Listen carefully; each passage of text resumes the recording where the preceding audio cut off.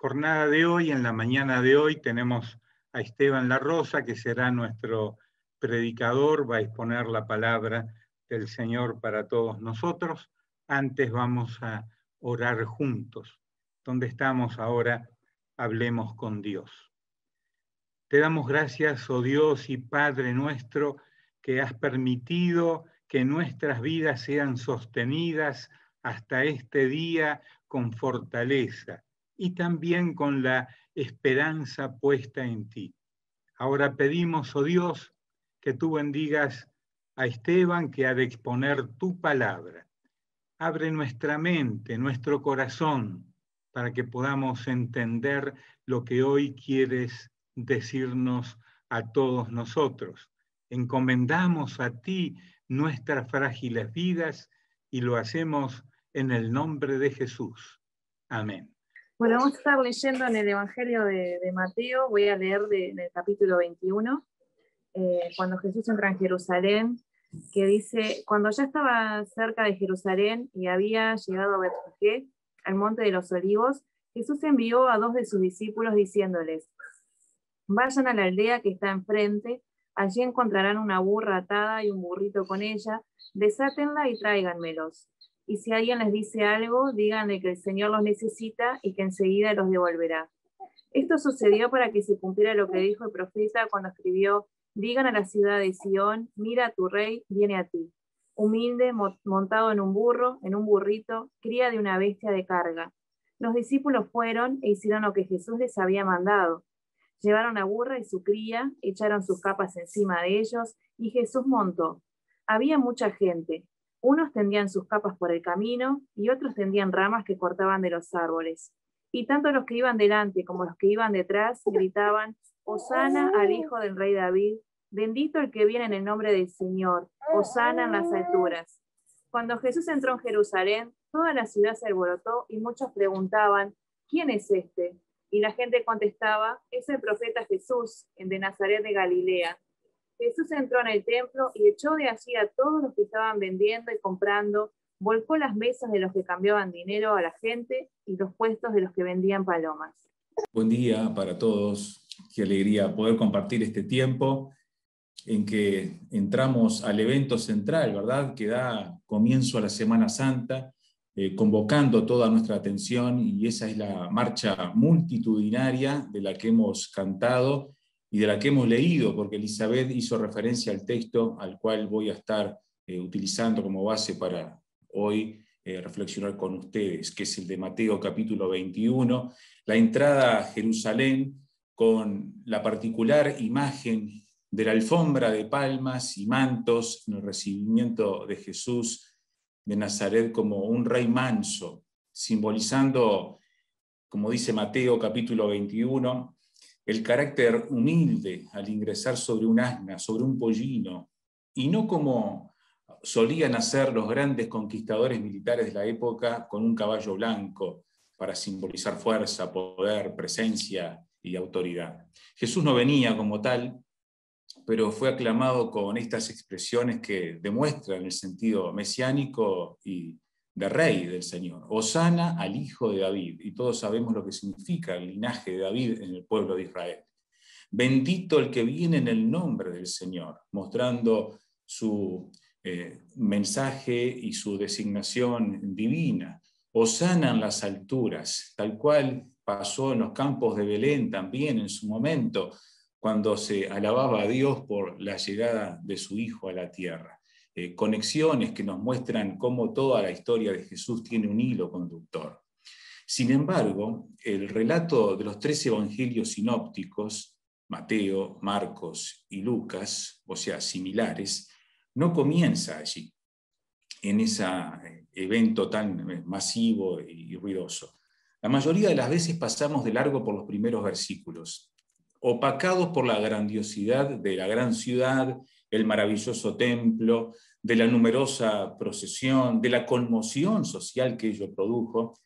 Mateo, al igual que Marcos y Lucas, comienzan la escena a unos 3 o 4 kilómetros de distancia, con personajes anónimos, en la pequeña aldea de Betfagé, junto a Betania, un suburbio de la metrópoli donde se agolpaba la gente, que llegaba de todas partes para la celebración de la Pascua en aquella época. Algunos comentaristas dicen que habitualmente vivían en Jerusalén alrededor de 250.000 personas, pero que en esta fecha podría llegar a haber hasta 3 millones inundando la ciudad y sus alrededores para la celebración. Fíjese, casi la población del Uruguay entera congregada en Jerusalén para esa fecha, mostrando lo tremendo y lo importante que era el evento para la comunidad judía. Antes de meterse en el ruido, mirándole a lo lejos hacia la altura, porque Jerusalén estaba de subida, sucede un hecho que pareciera marginal, pero claramente planificado por Jesús para proveerse de la montura que lo llevó hasta el epicentro de la escena y cumplir de esa manera con la profecía de Zacarías. Es el cumplimiento de una profecía el evento de este día. 2 discípulos, de quienes no tenemos los nombres allí en Mateo 21, fueron enviados con un encargo un tanto extraño: ir a la pequeña aldea frente a ellos, entrar en ella, y cuando encontraran un asna atada y su pollino, al estar atada es una clara señal de que pertenecían a alguien. Y Marcos indica incluso que estaba junto a una puerta para subrayar que tenía dueño y no era un animal perdido. A esa asna debía desatarla y llevársela a Jesús. Así, sin más explicación. Bueno, yo no sé ustedes, pero conociéndome, si me hubieran encargado algo así, habría dicho: maestro, como sorprendido, ¿podrías repetirme? Me parece que o no escuché bien o entendí mal. Vos me decís que tengo que ir allá y traer el primer burro que encuentre y esté atado. Sí, dice el maestro, y si alguien te dice algo, vos decile: el Señor los necesita y que luego los devolverá. Bueno, ahí mismo, si yo estuviera en esa posición, miraría a mi compañero con el cual fuimos designados, con cara perpleja seguramente, de no entendiendo nada, y le diría: ¿Esto es en serio? ¿Por qué no se lo habrá pedido a otro? Justo a mí me toca hacer esto. Obviamente yo lo miro desde el desconfiado siglo XXI, ¿verdad? Y todos los pruritos que uno podría tener. Tal vez, y ya acostumbrados a estos pedidos, sin previo aviso, y que parecían insólitos de parte de Jesús, el texto no muestra que dijeran nada. Al menos no muestra que haya ninguna réplica o cara extraña, como sí la haría yo, y ellos fueron. Se ocuparon obedientemente de cumplir todo lo que se les pidió. La verdad es que yo los admiro. Yo le hubiera dicho a mi compañero, después que salimos del grupo y avanzando: che, ¿no te parece embarazosa esta situación? El maestro nos pide que busquemos el burro que es propiedad de alguien. Fíjate, lo desatamos, lo llevamos, sin pedir permiso siquiera, sin saber de quién es, y que si alguien nos pregunta, tenemos que decir que el Señor los necesita y que luego los devolverá. ¿Vos sabés el lío en que nos podemos meter si nos agarran haciendo esto? ¿Quién nos va a creer eso de que el Señor los necesita y que luego lo devolverá? Y si llaman a la policía, ¿qué hacemos si nos meten preso por esto? Parece que nada de este tipo de razonamientos que a mí se me ocurren, al menos no tengo evidencia en el texto para siquiera inferirlo, nada de esto estuvo en el pensamiento o actitud de los discípulos. Pero pongámonos del otro lado y hagamos de cuenta que esto pasa hoy, en el día de hoy, siglo XXI, y lo actualizo. ¿Cómo reaccionaría usted ante la siguiente escena? Poniéndose del lado del dueño. Llegan 2 tipos frente a su casa, donde le acaban de estacionar el auto 0 kilómetro que vienen a entregarle de la automotora. Nada del otro mundo, porque en la historia original era un burrito, un animal de carga, digamos que un Fiat Uno. Pero es su auto, el que tanto le costó ahorrar para poder comprar, y en el que ni usted ni su familia siquiera se subieron todavía para dar la primera vuelta. Llegan estas 2 personas, que ni siquiera son del barrio, toman las llaves que están en el parabrisas, mientras usted estaba firmando el documento de entrega, sacan la alarma, lo abren y van a subirse para llevárselo. ¿Verdad que enseguida lo menos que le diría a usted es, compañero, ¿qué le pasa? ¿Qué cree que está haciendo usted con eso? Ese no es su auto. A lo cual los dos hombres le contestan enseguida, es que el Señor lo necesita y enseguida se lo devolverá. Vamos, dígame usted la verdad que me está escuchando. ¿Usted los dejaría ir así como si nada? ¿Verdad que mirado desde nuestro lado suena ridículo y una especie de cuento del tío esto que le están diciendo? Pero bueno, volvamos al siglo I y a ese ambiente semi-rural con otro tipo de cultura, idiosincrasia y relación con las personas, donde tal vez la confianza social era mayor que la nuestra al día de hoy. Jesús era bien conocido en la región. Varias veces se había quedado en la casa de unos amigos en Betania, la aldea de al lado, y además en los últimos días todos estaban conmocionados por la resurrección de Lázaro, que generó un revuelo de aquellos, y más se hablaba de él todavía, y todo el mundo decía que Jesús había llegado y había resucitado a Lázaro, que esto había impresionado a todo el mundo, que los líderes religiosos estaban escandalizados y lo querían limpiar a él y a Lázaro porque les estaba ocasionando muchos problemas. Pero en todo caso, ¿por qué no fue el mismo Jesús hasta allí que todo el mundo lo conocía? ¿Qué le costaba mostrarse y decirle, jefe, ¿cómo anda? Bueno, buen día, ¿me presta el burro que después se lo devuelvo? ¿Quién le iba a decir algo? Porque en el barrio lo habían visto todos resucitar al muerto de Betania. Pero no, Jesús se queda fuera de la aldea.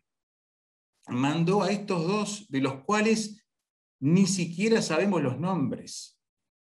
Desde aquí, yo le digo la verdad, si hubiera estado en esa situación, sería muy embarazoso y complicado. Lucas indica que los dueños fueron los que lo vieron y Marcos dice que les increparon en primera instancia. ¿Qué hacen ustedes? ¿Por qué desatan al burro? Como Jesús les había dicho. La respuesta que cambió todo y cambia la escena enseguida fue esta. El Señor los necesita y luego los devolverá. Obviamente Jesús sabía a quién le iba a pedir el favor. La respuesta pareciera que fuera una especie de santo y seña que operó como un clic en la cabeza de los propietarios que los dejaron ir sin mayor explicación con el burro, que era un animal de carga que se usaba en la época y sobre todo para la gente de trabajo y que desarrollaba sus tareas de todos los días, tanto en el campo como en el transportar cosas, era una herramienta importante para desarrollar su labor. No es que era algo accesorio, era importante para su vida cotidiana y desarrollar su vida de trabajo. Es muy interesante la respuesta que debían dar los discípulos. Fíjense que no usaron el nombre propio, podían haber dicho, Jesús de Nazaret los necesita. No, la respuesta que debían dar era que el Señor los necesita. El Señor, diría uno, sí. Y el término que elige Jesús no es el de Señor como lo entendemos nosotros en nuestra idiosincrasia, ¿verdad? La palabra que está en los 3 evangelios, que notan ese hecho, es kurios. Lo que significa, traducido del griego, el término, el que es supremo en autoridad, el que es amo, el que es soberano, el que es dueño. Entre quienes se habían convertido en seguidores de Jesús, esta denominación había cobrado fuerza y entendían el título mesiánico al que refería la explicación del término. Porque en aquella época el único curios, además autorizado por ley a mencionarlo, era el César. Y darle ese título a otro que no fuera el emperador era merecedor de la muerte.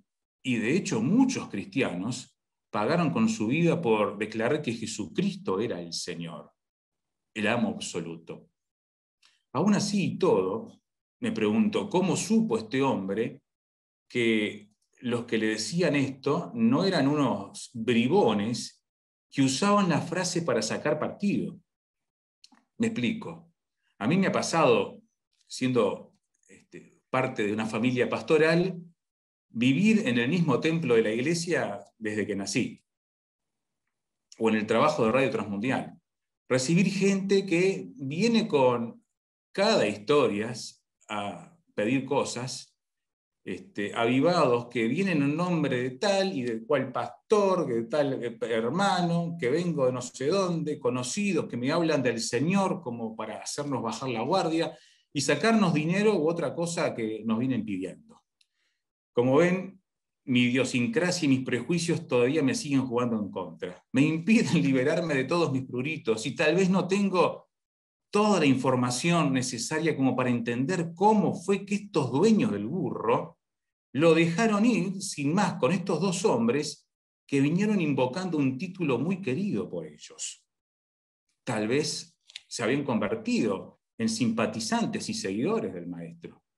Tal vez se dieron cuenta que estos venían a ellos y los escucharon hablar y se dieron cuenta en ese momento, al decir la frase, el Señor los necesita y enseguida los devolverá, que tenían acento galileo. Pero bueno, eso tampoco era mucha garantía, porque esos días venían miles y miles de personas de Galilea a festejar la Pascua en esa zona. Y que se les parecían también en modismos, estilo y vestimenta. Incluso en la primera reacción, no parece que los hubieran reconocido como discípulos de Cristo.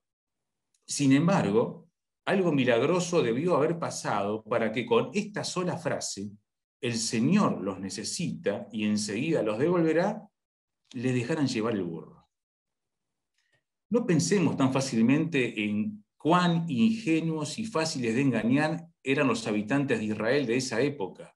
Los judíos no eran para nada tontos en el momento de manejar sus cosas, nada más alejado de la realidad. Eran un pueblo, y uno lo ve en el texto bíblico, muy desconfiado, muy desconfiado. Y basta leer los relatos, los evangelios, para ver las formas crueles en las que cuestionaban a Jesús en todos lados donde iba, y cómo le tendían trampas constantes, probándolo para hacerle pisar el palito y perder toda la credibilidad y apoyo popular. Tampoco era una época en que la gente confía demasiado en los líderes. Roma era el imperio invasor, y a quien le debían rendir tributo. Los Herodes, vaya, violentos, asesinos, hambrientos de poder y sin moral ninguna. Los líderes religiosos no les creían tampoco, solo ocupados de su posición, del negocio religioso que habían montado, de la influencia política que habían articulado y no la querían perder. O sea, el descreimiento y la desconfianza eran muy grandes. Sin embargo, Jesús era una persona que había ido construyendo a lo largo de estos años una imagen de confiabilidad. Dice Mateo que era confiable porque enseñaba con plena autoridad y no como los maestros de la ley. Mateo 7:28. Era reconocido incluso por quienes no eran judíos, como el centurión romano, como una persona con autoridad y cuya palabra se cumplía, Mateo 8:8, al sanar a una persona enferma sin siquiera ir a su casa, para expulsar demonios, tenía autoridad sobre los elementos de la naturaleza al calmar la tempestad. Mateo también nos indica que era confiable debido a las señales que realizaba en demostración de su condición mesiánica y poder divino, aunque muchos igualmente parece que eso no le alcanzaba. Era confiable también porque no era como los escribas y fariseos, que enseñaban una cosa pero hacían otra. En el caso de Jesús había consistencia entre el discurso y la acción. Él también enseñó que confiable es quien es responsable de lo que se le entrega como capital de inversión para ponerlo a producir y devolverlo con ganancias a quien le encomendó la tarea. En la parábola de los talentos hace esa exposición. Confiable es para Jesús sinónimo de fiel. No es confiable quien es malo y negligente con lo que se le ha encargado. Y eso se refleja en una vida de compasión y justicia con los más necesitados. Y como lo hicisteis a uno de estos pequeños, a mí me lo hiciste, Jesús, dice Jesús. Y esa es una persona confiable. Jesús es confiable porque obedeció al Padre que lo envió y no hablaba por su propia cuenta, sino lo que Dios le había encargado que dijera e hiciera, dice Mateo. Confiable porque el Padre daba testimonio de su Hijo amado en quien tenía complacencia. Y varias veces aparece la voz del cielo enfatizando esto para respaldar el ministerio de Jesús. Confiable también, porque las Escrituras daban testimonio de su persona. Y Jesús cumplía cada una de ellas en relación a su rol divino y mesiánico. Confiable por las señales, y reclamaba que se le creyera por ellas. Si no creen mi testimonio, aunque sea crean por las señales que estoy haciendo, decía Jesús, si todavía dudan de mis palabras. Y le reclamaba confianza a sus seguidores como condición sine qua non para ser sus discípulos. En el mundo, muchachos, tendréis aflicción, pero confiad, confíen en mí, yo he vencido al mundo. Jesús se quería plantar como alguien confiable entre las personas. Como vemos, Jesús trabajó durante todo su ministerio en construir ese valor tan preciado por todos, que es la confianza, la confiabilidad. Demostrar por todos los medios que era una persona creíble. Y aquí en Mateo 21 encontramos que Jesús eligió cumplir con la profecía de Zacarías para demostrar confianza y lo que venía desde cientos de años atrás, y realizar la entrada a Jerusalén con la montura que debía hacerlo, basándose no en que podía haber ido a comprar el burro, lo podía haber dejado encargado del año pasado, podía haber hecho el arreglo con algún productor ganadero de la zona o algún granjero de la época. No. Jesús se la jugó en ese momento. Obviamente en su omnisciencia y en conocer todas las cosas, sabía que el burro iba a estar ahí, que iba a ser un burrito, como decía Zacarías, que nunca nadie había montado sobre él, que él iba a ser el primero en subirse, bueno, todo planificado desde el profeta Zacarías a la época. Luego que el anónimo dueño del burro prestó el animal, el señor Clara, que confiaba en el origen del pedido que presentaron estos varones galileos allí presentes, es que viene entonces todo el relato de la espectacularidad masiva en Jerusalén que ya conocemos. Pero el granjero, el hombre de Betfagé, le dio el burro, los dejó ir, y él se quedó en la aldea. Y no participó tal vez de toda la masiva manifestación allí. Al final del día, y de toda la intensa actividad de esa jornada, se nos señala que Jesús vuelve a Betania y pasa allí la noche. Jesús, después de todo ese espectacular proceso, la entrada, los mantos, los cantos, las palmas, los muchachos que hablan sobre el hijo de David, que las sanidades, que la limpieza del templo, que sacar a todos los comerciantes y traer el verdadero espíritu a lo que se necesitaba hacer allí, Jesús vuelve a la noche a Betania y pasa la noche. Y como vemos, de ir de Jerusalén a Betania, en el medio quedaba Betfagé, no quedaba otra. Había que pasar de vuelta por Betfagé y devolver el burro a su dueño. Pero el texto no dice nada al respecto, que Jesús se paró en Betfagé y devolvió el burro. Queda implícito de la frase que Jesús le manda a decir a sus discípulos, y después los devolverá, o enseguida los devolverá, que se cumplió lo que habían prometido. Y usaron el burrito, hicieron toda la marcha, fueron al templo, pasaron el día ahí, y a la nochecita, cuando volvían, mandó a los 2 discípulos con el burro y lo devolvieron a su dueño. Se lo da como un hecho. Jesús los mandó de vuelta. Tal vez se pararon los 2 discípulos y agradecieron por la gentileza, se tomarían un rato para contarle todo lo que había pasado durante el día, lo increíble de lo vivido en Jerusalén. El hombre tal vez diría, sí, se escuchaban los clamores, los gritos, los cantos de acá, era fortísimo. Que los mantos, las palmas, los cantos, las aclamaciones, la limpieza del templo, echando los mercaderes afuera, que los niños cantando, que señalando el origen divino del rey, que entraba en paz. Fue un día victorioso y pleno de gozo. Y que todo eso fue posible por el acto simple de confianza que este hombre en un rinconcito donde nadie más lo vio, cumplió al darle el burro a Jesucristo en manos de estos dos discípulos, que prestó su animal de carga para que se cumpliese increíblemente una profecía predicha cientos de años antes de ese día, y que tal vez el aldeano ni se acordaba de esa profecía, y seguramente ni los discípulos, porque recién después, atando cabos, se dieron cuenta de dónde venía esta acción. Jesús quería darnos una lección con todo eso, que ser una persona confiable es esencial para cumplir los objetivos en la vida. Y esa confiabilidad lleva tiempo construirla.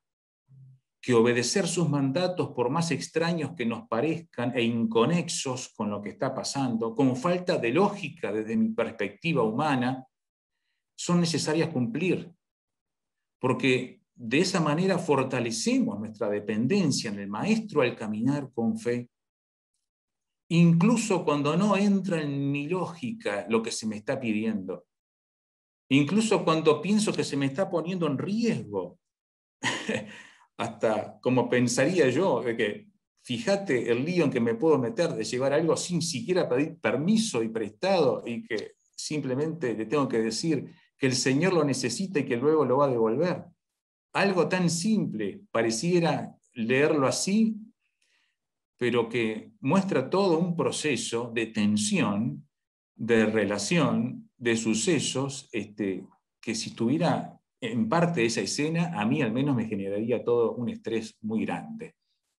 Sin embargo, allí había una lección para aprender para esos discípulos.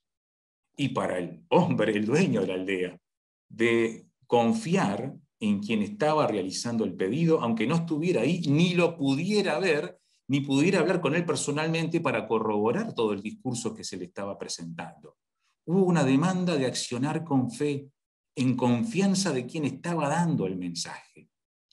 Y esto debe interpelarnos también a nosotros, cristianos en este siglo XXI.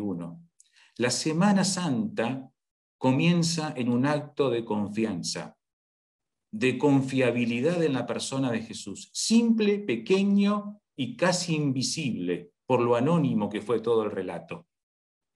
En este siglo de la desconfianza en que vivimos nosotros, en el que para dejar ir al burro, ¿cuántas cosas hubiéramos hecho nosotros? ¿Cuántas pruebas indubitables sobre la veracidad del pedido hubiéramos solicitado? Por mi parte, hubiera llamado al doctor Marcel Legarra para asesorarme sobre el asunto, hacer un certificado notarial, pedir depósitos de garantía por el burro, que pagara un seguro por si el burro se lastimaba, se desconyuntaba caminando por Jerusalén, se lastimaba la pata o se descaderaba por llevar tanto peso al ser un burro joven y estar poniéndole un hombre grande encima. En fin, ¿cuánta cosa más podríamos haber pensado de esa manera desde nuestro lugar? Pero Dios nos demanda, al igual que a estos discípulos, a operar en confianza en lo que Él dice, sin mayor explicación, y actuar por fe. Por otro lado, somos nosotros, al mirarnos en este texto y en este tipo de acciones, personas confiables en los que nuestra cínica y descreída comunidad, que se ha enfriado y endurecido en la confianza, nos demanda. ¿Somos confiables como cristianos? ¿Somos confiables como iglesia en medio de una sociedad que confía en las riquezas, que confía en sí mismos, que confía en su pertenencia a una cultura, a una descendencia y todas cosas que marcaba Jesús en las que confiaba la gente? A estos que confiaban en las riquezas, a estos que confiaban en sí mismos como justos, a estos que confiaban en su ascendencia de Abraham, en base a mis esfuerzos para construir mi vida, a todos esos los apela Jesús durante su ministerio y nos apela también a nosotros. ¿En qué se basa nuestra credibilidad ante los demás? ¿En qué se basa la confiabilidad que yo tengo como persona ante los demás? Mi palabra, el solo hecho de dar una respuesta como esta, cortita y al pie, porque el Señor lo necesita y luego lo devolverá, ¿es suficiente para establecer un vínculo de confianza con las personas? Hoy la gente descree de la dirigencia política, descree de la dirigencia social, económica, descreemos de la dirigencia educativa, de la salud, descreemos de la ciencia, del periodismo que está asociado con las conspiraciones globales. No le creemos a nadie en este siglo XXI. Piense usted cuántas veces ha puesto la cara de circunstancia en forma cínica ante todo, ya sea de un signo político o del otro, de arriba, de abajo, de donde venga. Descreemos sistemáticamente de todas las cosas y tomamos todos los recaudos, muchísimos de ellos, invertimos tiempo, gastamos recursos para asegurarnos del prójimo del cual no creemos y no confiamos. En fin, nadie queda afuera. La desconfianza llega hasta las instituciones religiosas, muchas veces más preocupadas por su posición política, de influencia social o presupuestos y riquezas. En medio de este mundo, la pregunta para nosotros es ¿cómo podemos desarrollar el más importante capital que podríamos tener como cristianos, que es la confiabilidad? Jesucristo trabajó arduamente para ser una persona confiable y creíble. Y gracias a esa confiabilidad es que este domingo, hace ya casi 2000 años atrás, es que pudo haber un domingo de Ramos. ¿Se puso a pensar? Hubo un domingo de Ramos porque Jesús apeló a que hubiera un domingo de Ramos en base a la confiabilidad en que se cumpliera una profecía predicha cientos de años antes.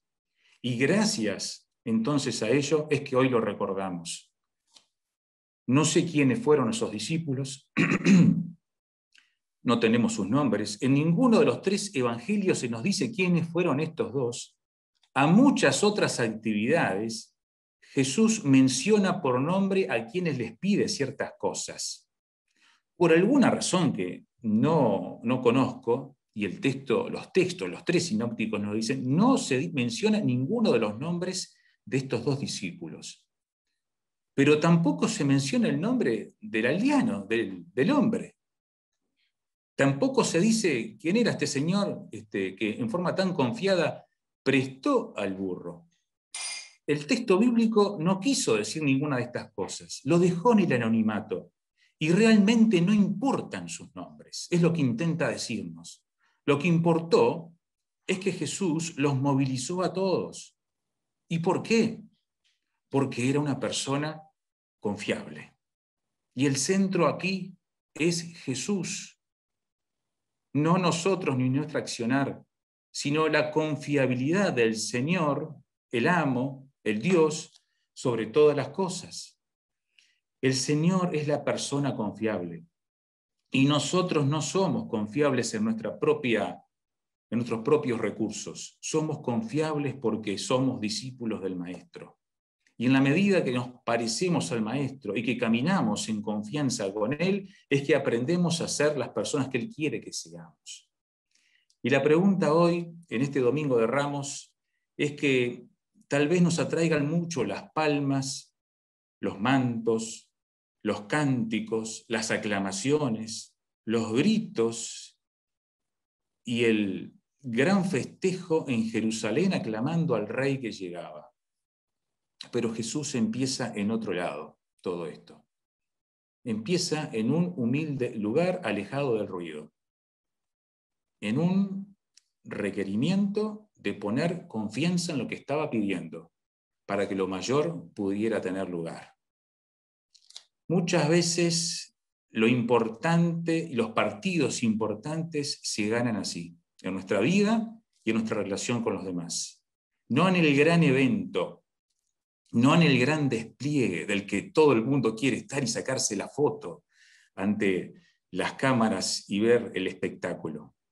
El gran partido espiritual se gana allí en Betfagé, en el camino donde no hay nadie, y el Señor nos manda a cumplir una misión que desafía nuestra confianza en Él, en silencio y sin que prácticamente nadie nos vea. sin que nadie sepa nuestro nombre, ni siquiera sepa quiénes somos ni por qué. Pero allí es que el Señor comenzó su última semana, la que implicó la redención de la humanidad a través de una obra que muchas veces pasamos de un hecho desapercibido. Quiera Dios que al comenzar esta Semana Santa nos preguntemos nosotros, como cristianos, cuán confiables somos como hijos de Dios. ¿Cuán confiables somos? ¿Podemos ser confiables para que nos otorguen una misión como esta? ¿Somos confiables para ir y atender las necesidades y responder a lo que el Señor nos manda? ¿O estamos esperando la entrada triunfal para ir al frente con el burro y Jesucristo montado porque eso es lo que queremos? ¿Dónde está hoy su foco de atención? ¿Quiere el Señor hablarnos a través de esto e invitarnos a desarrollar un vínculo más profundo con Él, de obediencia, de fe, de confianza, de acción, aún en ese anonimato, para que lo que el Señor quiere se cumpla y se cumpla a la manera que Él quiere?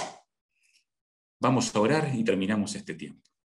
Gracias, Señor Jesús, por la oportunidad de recordar hoy que un día entraste en Jerusalén con todo ese despliegue que conmocionó a millones de personas. Pero ayúdanos a mirar también unos kilómetros antes, Señor, antes del ruido y antes de todo lo que llena el ojo y acapara la atención y genera titulares, fotos,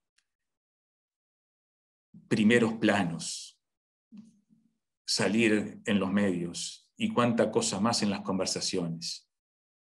Enséñanos a ver la escena de Betfagé, Señor, de esos dos discípulos desafiados a actuar en confianza en tu nombre, de ese aldeano que respondió sabiendo que eras tú el que estaba pidiendo y accionó. Gracias porque a través de esos pequeños actos, que incluso son anónimos, Señor, tú cumples tu voluntad y llevas todas las cosas por su cauce para que el grandioso proceso de ir a la cruz, de pagar el precio por nuestros pecados, de morir y resucitar, hubiera sido posible. Gracias por mostrarnos también esa senda, Señor.